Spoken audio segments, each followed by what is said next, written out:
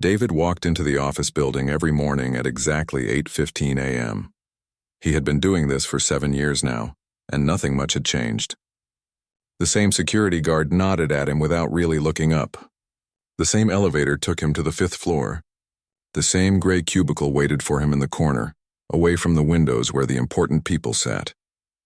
At Creative Solutions Marketing, David was what you might call invisible. Not because he was quiet or shy, but because somehow, no matter what he did, people just didn't seem to notice him. He had watched this happen so many times that he started to wonder if maybe he was imagining things, but deep down he knew he wasn't. Take last Tuesday's team meeting, for example. David had spent 3 weeks working on a campaign idea for their biggest client, a local restaurant chain. He had researched everything, what their customers liked when they ate out most, what kind of ads caught their attention. He even drove to different locations during lunch breaks to see how busy they were and what kinds of people went there. When meeting time came, David raised his hand and started explaining his idea. It was simple but clever. Target young families on weekends with a special kids eat free deal, but advertise it on social media where parents actually spend their time scrolling. The room went quiet while he talked. A few people nodded politely. His boss, Patricia, said, "Thanks, David," and immediately moved on to the next person. But here's what really stung. 2 weeks later, in the next team meeting, Patricia announced their new campaign for the restaurant chain. She stood up with a big smile and explained how the company would target young families on weekends with a kids eat free promotion, advertised mainly on social media platforms. Everyone clapped. People said it was brilliant. Patricia got praise from the regional manager who happened to be visiting that day. David sat there feeling like he was in some weird dream. It was his exact idea, almost word for word. When the meeting ended, he walked up to Patricia's desk, trying to keep his voice steady.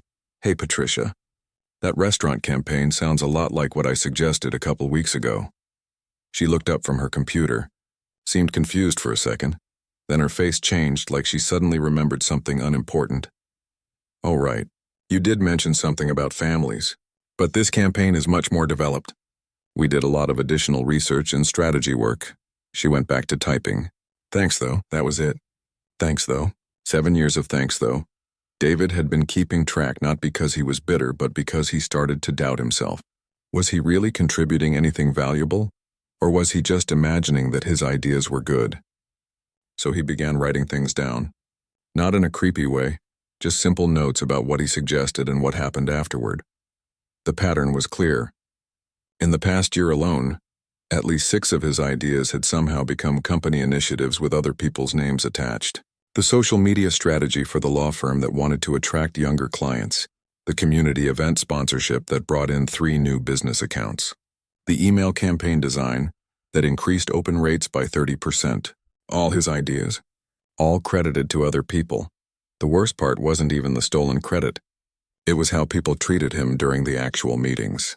When David spoke, people checked their phones. When the marketing director from downtown asked questions, people turned their bodies away from David and toward whoever they thought was more important. If David suggested something, there might be a polite nod. If anyone else suggested the same thing 5 minutes later, suddenly it was worth discussing. Last month, something happened that made everything crystal clear. The company announced they were hiring a new creative director. This was the position David had been hoping for, working toward for years.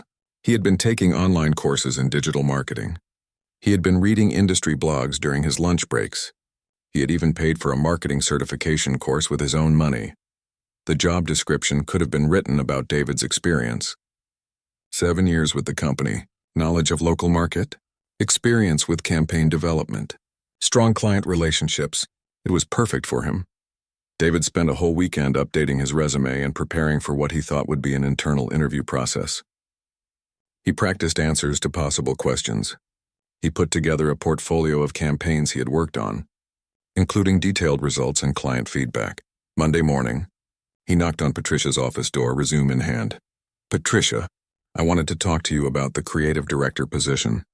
I think I'd be a great fit, and I'd love to discuss how my experience here could—" "Oh, David," she interrupted, not even looking up from her computer. "We've already filled that position. We hired someone from outside the company. Someone with fresh perspective, you know.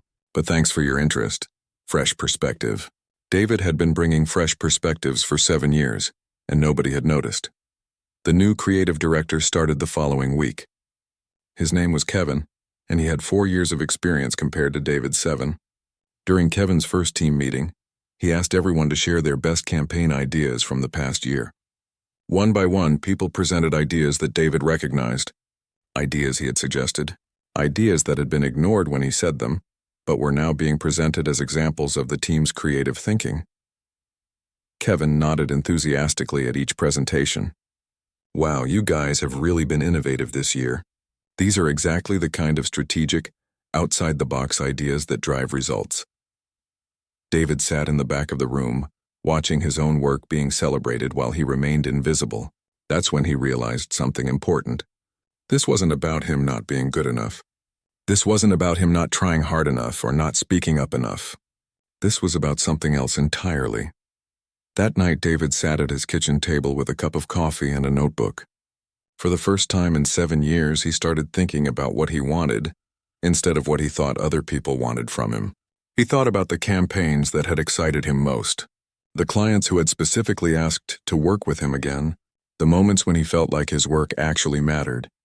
And for the first time in a very long time, David started making a plan that had nothing to do with getting Patricia's attention or earning Kevin's respect or proving himself to people who had already decided not to see him.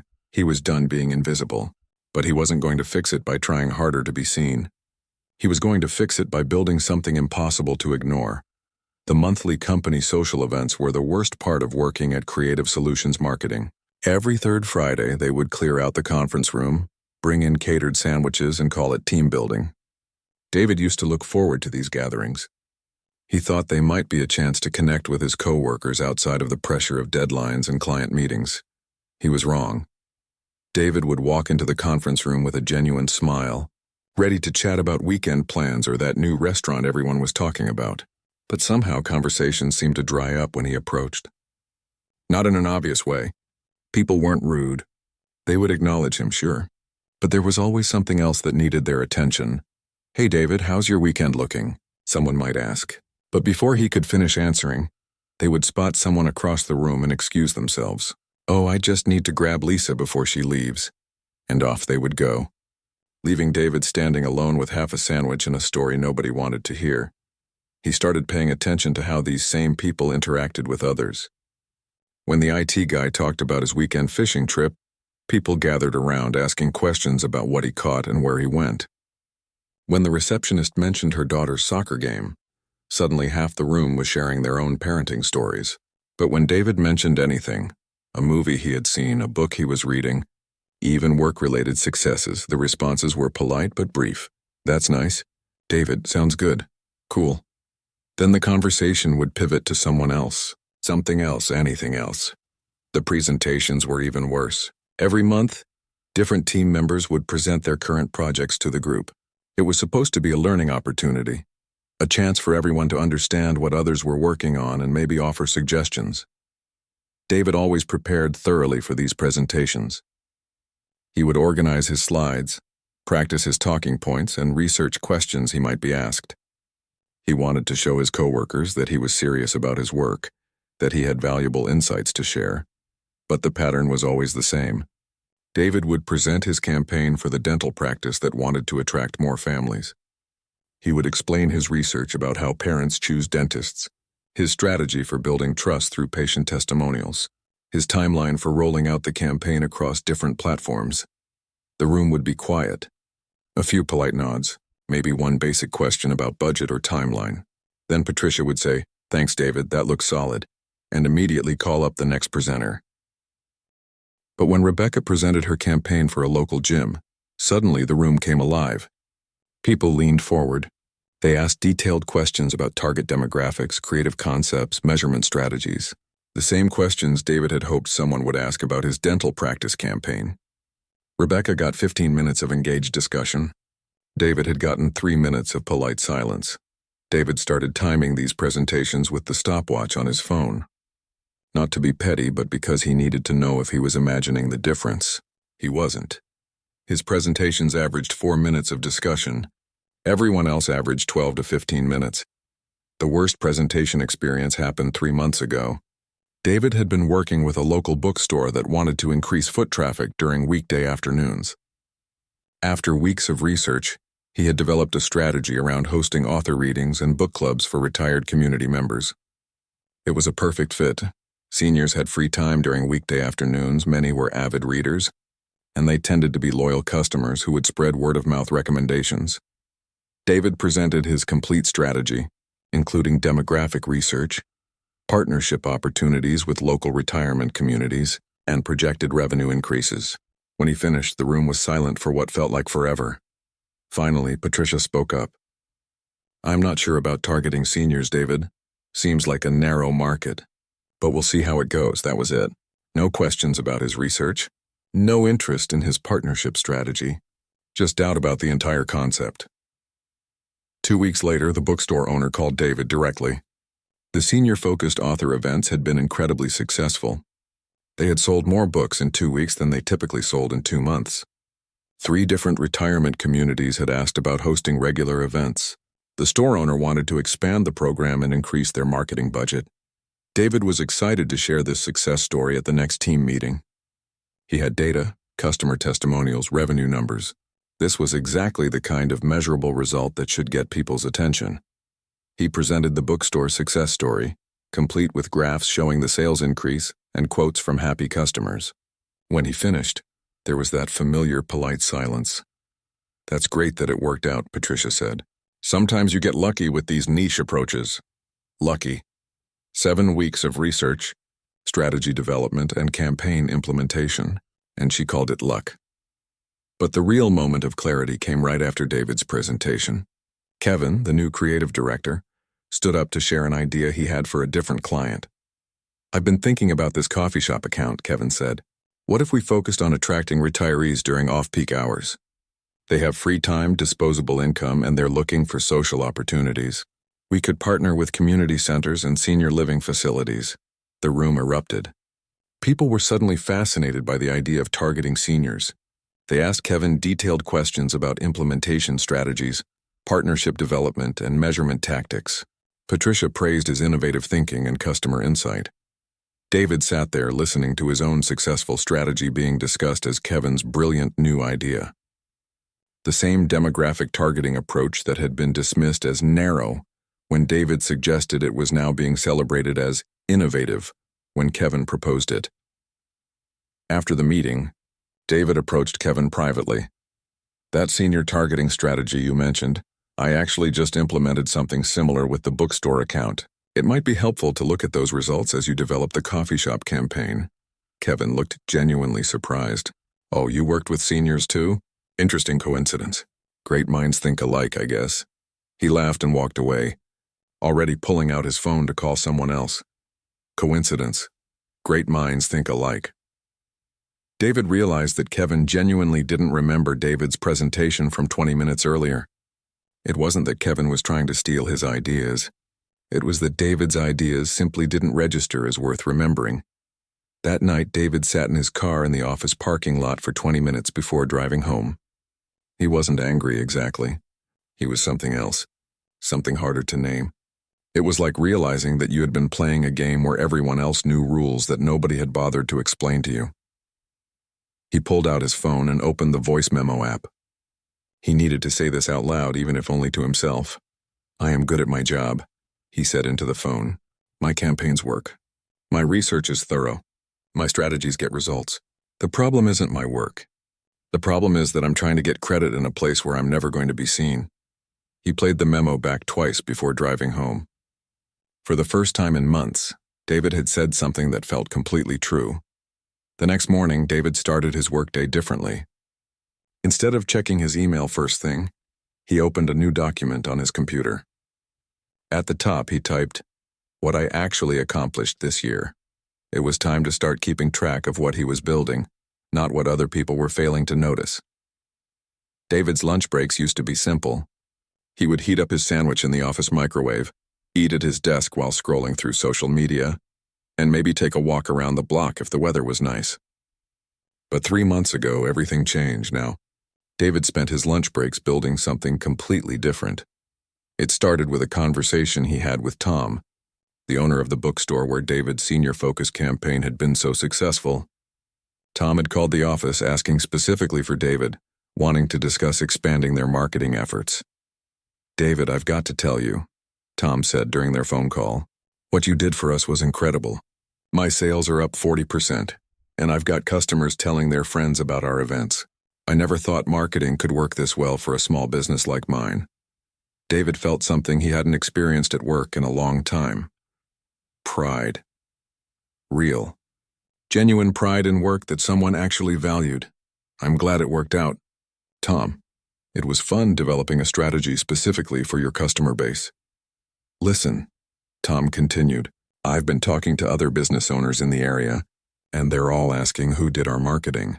Would you be interested in taking on some freelance work? I know a few people who could really use your help." Freelance work. David had never seriously considered it before. He had always assumed that working for a big marketing company was the safe, stable choice. But sitting in his cubicle thinking about Tom's enthusiasm and comparing it to Patricia's dismissive attitude, something clicked. "Let me think about it, Tom. Can I call you back in a few days?"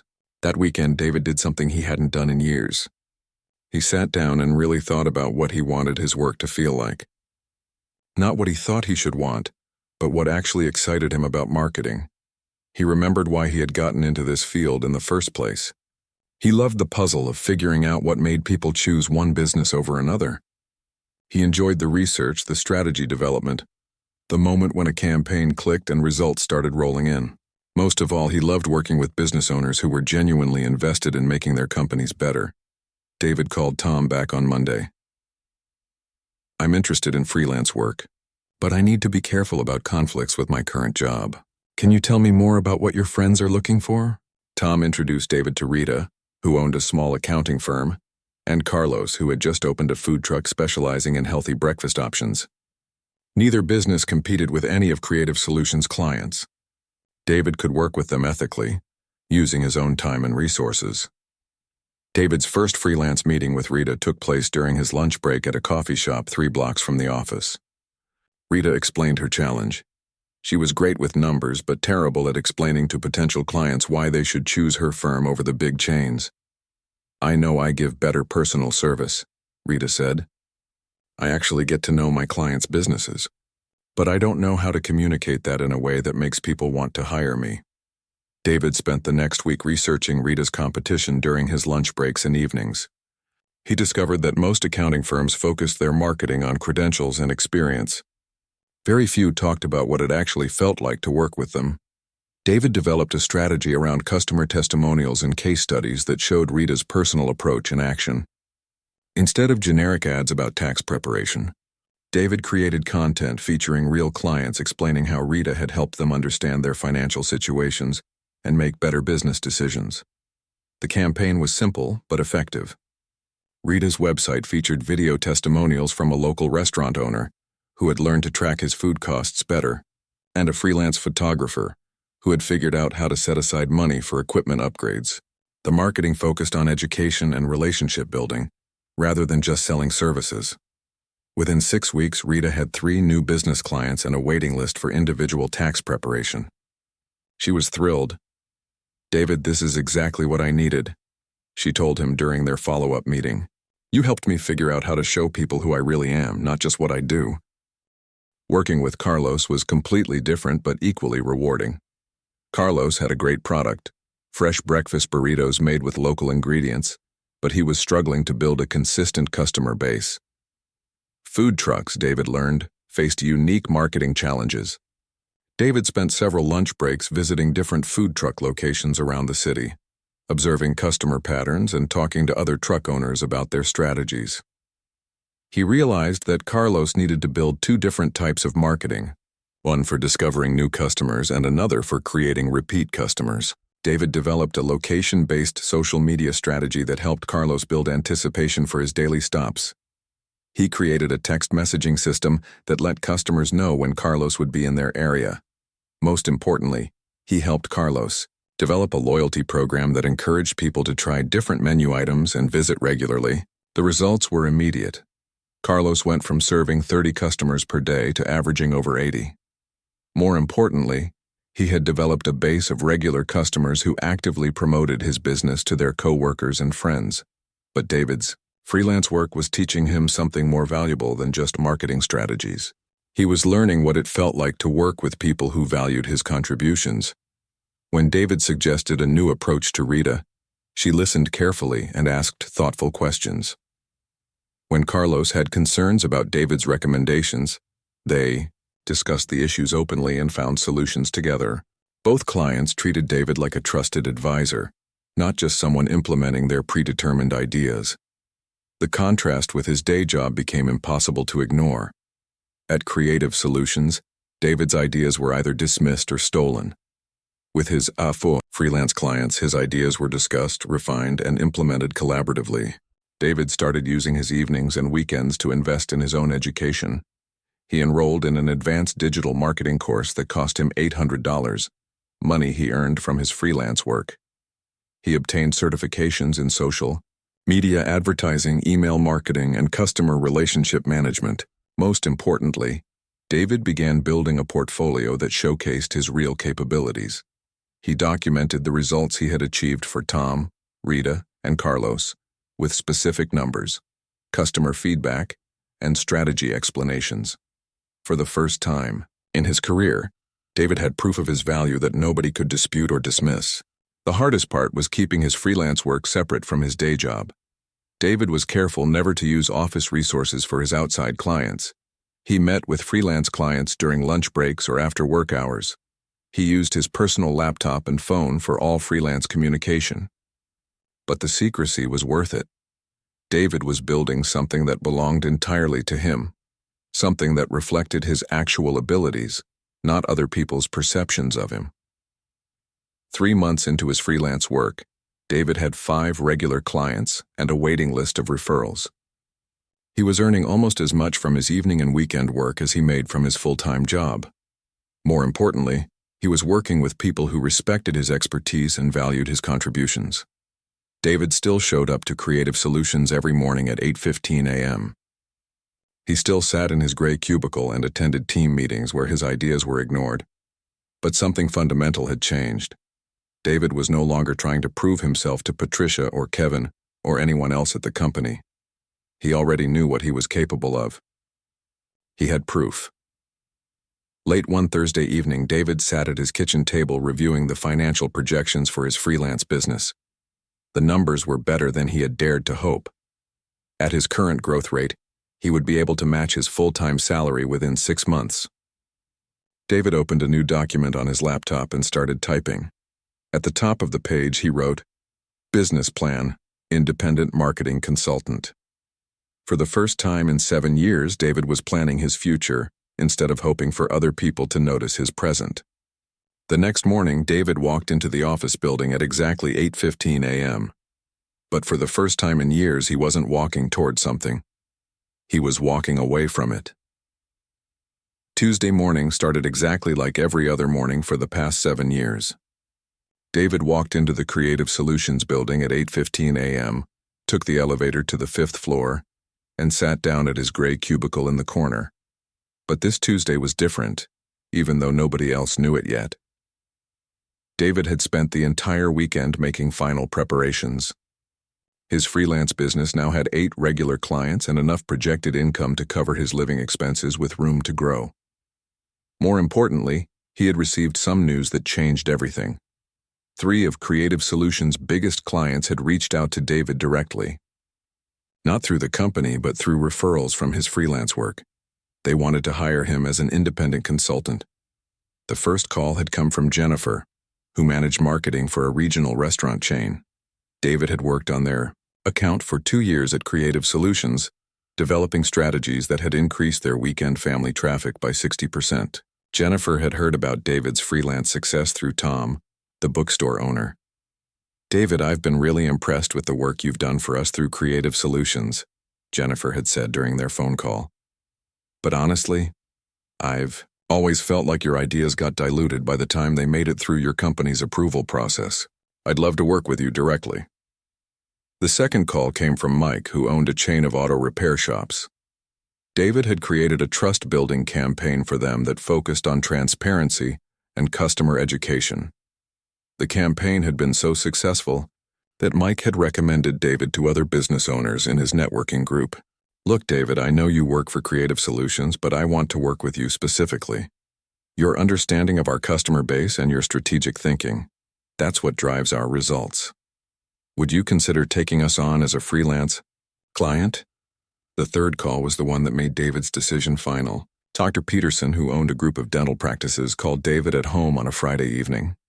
David, I hope you don't mind me calling you directly. I got your number from Rita. You did some amazing work for her accounting firm. I've been working with Creative Solutions for 3 years, and I know the good ideas come from you. I'd like to cut out the middleman and work with you directly. 3 major clients, all asking for David specifically, all offering to pay him directly for work they had previously been paying Creative Solutions to coordinate. David spent Sunday evening calculating numbers. If he took on these 3 clients plus his existing freelance work, he would earn more than double his current salary. More importantly, he would be working directly with people who valued his contributions. Monday night, David sat at his kitchen table and wrote his resignation letter. He kept it simple and professional, but he also included something he had never done before: a detailed accounting of his contributions to the company. David had spent 2 weeks compiling data about every campaign he had worked on during his 7 years at Creative Solutions. He calculated the total revenue generated by accounts where he had been the primary strategist. He documented client retention rates for accounts he managed versus company averages. He listed campaign success metrics and client satisfaction scores. The numbers were impressive, even to David. His campaigns had generated over $12 million in client revenue during his time at the company. Accounts he managed had a 93% retention rate compared to the company average of 78%. Client satisfaction scores for his campaigns averaged 4.7 out of 5. David had never compiled this information before because he had never needed to prove his value to himself. But now, as he prepared to leave, he wanted Patricia and the company to understand exactly what they were losing. Tuesday morning, David printed his resignation letter and the supporting documentation. He put everything in a manila folder and walked to Patricia's office at exactly 9:30 a.m., right after the morning team huddle. Patricia was typing furiously on her computer when David knocked on her open door. "Morning, David. What's up?" she said without looking away from her screen. "I need to speak with you about something important, Patricia. Do you have a few minutes?" Something in David's tone must have caught her attention because she finally looked up from her computer. "Sure, come in. Close the door." David sat down across from Patricia's desk and placed the manila folder in front of her. "Patricia, I'm resigning from Creative Solutions, effective immediately." Patricia's expression shifted from mild curiosity to confusion to something approaching alarm. "What? David, where is this coming from? Is this about the creative director position? Because I can explain the reasoning behind that decision." David opened the folder and handed Patricia his resignation letter. "This isn't about any single decision, Patricia. This is about 7 years of having my contributions overlooked and my ideas credited to other people. I've found an environment where my work is valued, and I'm moving on." Patricia quickly scanned the resignation letter, her eyes widening as she read the revenue figures and performance data David had compiled. "David, I had no idea you felt this way. And these numbers, I didn't realize the scope of your contributions. Maybe we can discuss a promotion or a raise or different responsibilities." David had prepared for this response. "Patricia, I appreciate the offer, but 3 of your biggest clients have already approached me about working with them directly. They want to hire me as an independent consultant." The color drained from Patricia's face. "Which clients?" "The restaurant chain, the auto repair group, and the dental practices. They've all expressed interest in continuing their marketing efforts with me personally. Outside of Creative Solutions." Patricia was quiet for a long moment, flipping through the documentation David had provided. Finally, she looked up. "David, let's talk about this rationally. You've been with us for 7 years. We can match any offer you've received. We can give you the creative director title, a corner office, your own team, Just tell me what it would take to keep you here. David had imagined this conversation many times over the past few weeks. He had practiced his response, wanting to be professional but clear. Patricia, I appreciate the offers, but they're 7 years too late. You're offering me recognition now because I'm leaving, not because you suddenly realized my value. The clients who want to work with me directly have been asking for me specifically for months. They see something that this company has consistently missed. Patricia leaned back in her chair, clearly struggling to process what was happening. But David, you can't just leave. We have contracts with these clients. There are non-compete agreements. There are ethical considerations. David had expected this response too. He pulled out another document from his folder. I've reviewed my employment contract thoroughly, Patricia. My non-compete clause specifically applies to soliciting clients, which I haven't done. These clients approached me directly through referrals from my legitimate freelance work with non-competing businesses. My lawyer has confirmed that I'm not violating any agreements. Patricia stared at the document, then back at David. For the first time in 7 years, she seemed to be really seeing him. Your lawyer? You've been planning this for how long? Long enough to do it right, David replied. I'm not leaving out of anger or spite, Patricia. I'm leaving because I've found something better. I've found work that challenges me, clients who value my input, and an income that reflects my actual contributions. Patricia was quiet for another long moment. When she finally spoke, her voice was different, smaller. David, I think there may have been some misunderstandings over the years, some miscommunications about your role and your contributions. Maybe we can start fresh with better communication and clearer expectations. David felt something he hadn't expected. Sympathy. Patricia genuinely seemed to believe that 7 years of systematic dismissal had been a series of misunderstandings. Patricia, this wasn't miscommunication. This was a pattern. For 7 years, my ideas were either ignored or credited to other people. For 7 years, I was passed over for promotions and excluded from important decisions. That's not something we can fix with better communication. David stood up and extended his hand.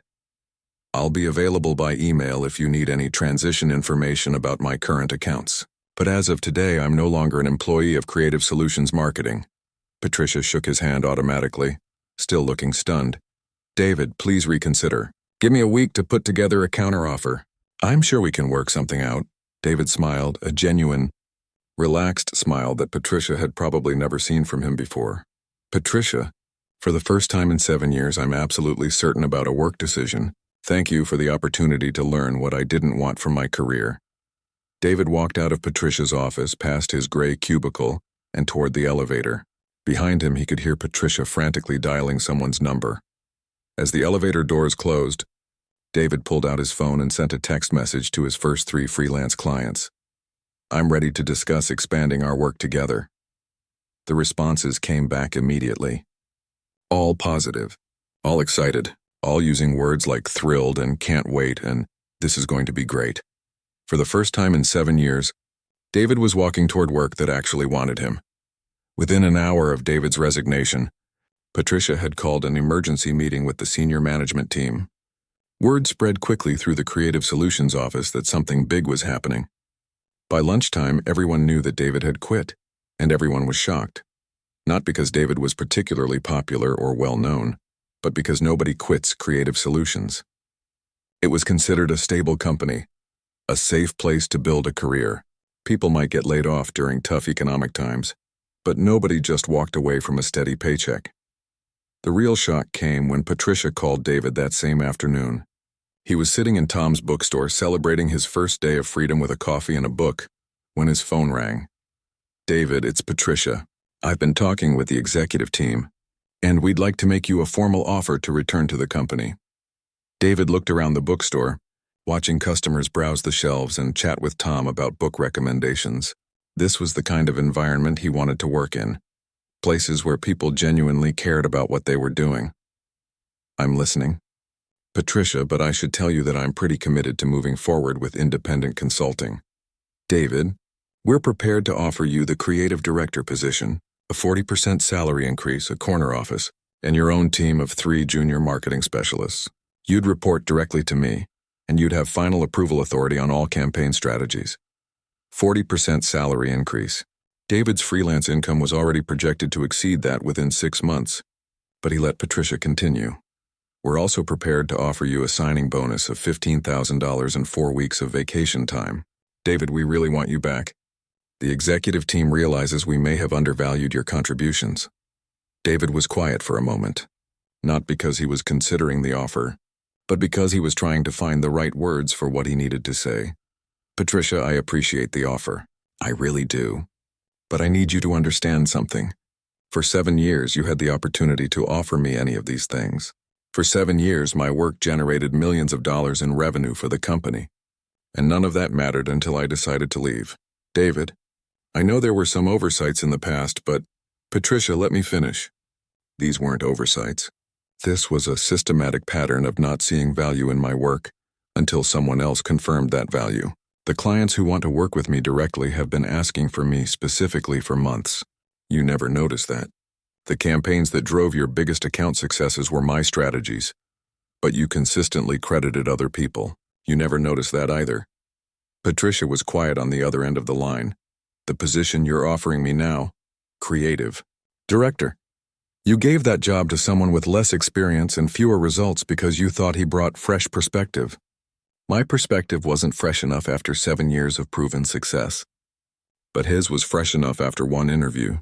David could hear Patricia typing on her computer in the background, probably taking notes. David, you're right. We made mistakes in how we managed your career development, but we can fix those mistakes now. We can build a better working relationship going forward. Patricia, here's what I've learned over the past few months. Good working relationships aren't built by promising to fix past mistakes. They're built by consistently recognizing value when you see it, not just when you're about to lose it. David stood up and walked to the bookstore window, watching people walk by on the sidewalk outside. The clients who approached me about independent consulting didn't wait until I threatened to leave to recognize my value. They experienced my work, saw the results, and immediately wanted more of it.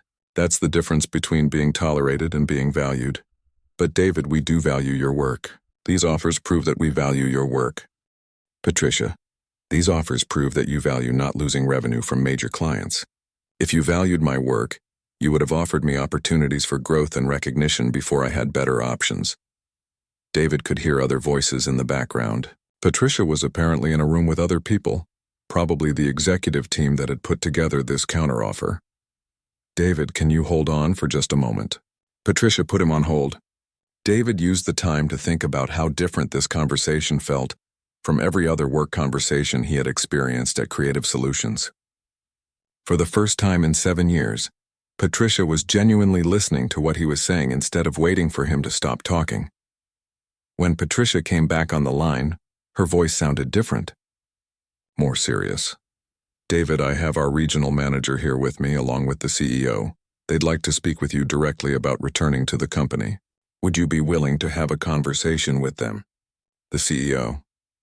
In 7 years, David had never spoken directly with the CEO.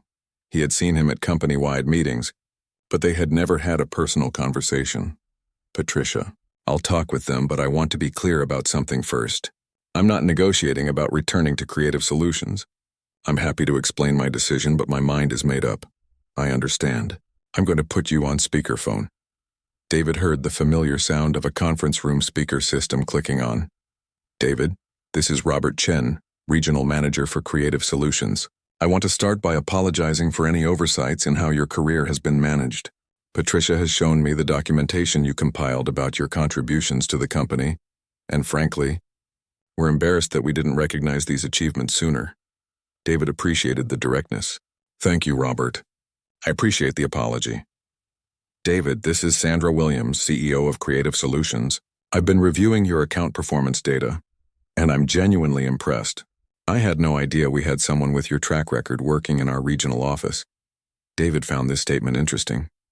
The CEO didn't know about his track record because nobody had ever considered it worth mentioning. Sandra, thank you for taking the time to review my work. David, we'd like to offer you a position as Regional Creative Director, overseeing marketing strategy for all of our East Coast offices. This would be a significant promotion with a salary increase of 65%. Plus equity options and a corner office at our headquarters location. 65% salary increase. Equity options. This was more than David had ever imagined the company might offer him. That's a generous offer, Sandra, but I need to share some information with you about my current situation. David explained his freelance business, the clients who had approached him directly, and his projected income for the next year. When he finished, the conference room was quiet for a long moment. Finally, Sandra spoke. David, those income projections are impressive, but building an independent consulting business is risky. You'd be giving up the security and benefits of working for an established company. David smiled, even though nobody could see him. Sandra, for 7 years, I thought I was building security by staying with creative solutions. But real security comes from knowing that your work has value, not from hoping that other people will eventually notice that value. But David, Patricia interjected, what if your freelance business doesn't work out?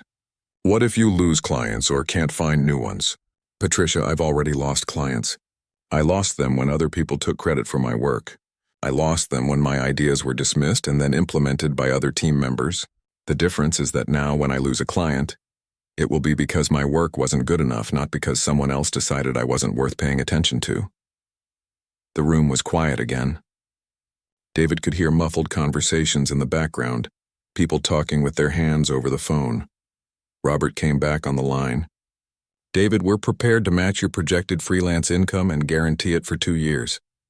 We want to make this right. David felt something unexpected. Gratitude. Not for the offer, but for the conversation. For the first time in 7 years, he was being treated like someone whose decisions mattered. Robert, I genuinely appreciate everything you've offered today. The salary increases, the promotions, the guarantees. All of it is more than I ever expected from Creative Solutions. But here's what you need to understand. I'm not leaving because I want more money or a better title.